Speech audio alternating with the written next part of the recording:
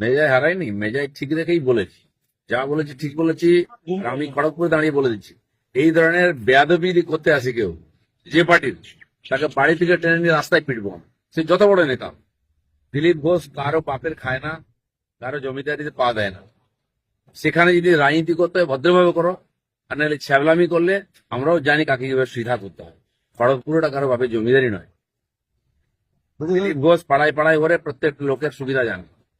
যে লোকটা চেয়ারম্যান থাকতে কিছু করেনি, এত বছরের কাউন্সিলর কিছু করেনি, এমএলএ থাকতে কিছু করেনি, সে বলছে আমি রাস্তা বানিয়েছি। আর বোর্ডে লেখা আছে অনারেবল এমপি দিলীপ ঘোষ। মানুষ কি ঘাসে মুখ দিয়ে চলেনি? বেহায়ের মতো মিছিল করছে ওখানে গিয়ে। আরে দম থাকলে ড্রেনটা করে দেখা, দিলীপ ঘোষ রাস্তা করে দিয়েছে। বলছি দাদা, এই মেজাজে কি দিলীপ ঘোষকে দেখা যাবে এখন? দিলীপ ঘোষের মেয়ে এরমই থাকবে, কোন বাপের কারো বাপের খায় না, পরে না। কোন বাপের কারো পাশে এক কাপ চা চেয়ে খায় না। না নেবো না, দেবো না, কিন্তু কাউকে ছাড়বো না। পার্টির পক্ষ থেকে কোনো ব্যবস্থা নেওয়া হবে কালকের ঘটনা নিয়ে? কার বিরুদ্ধে?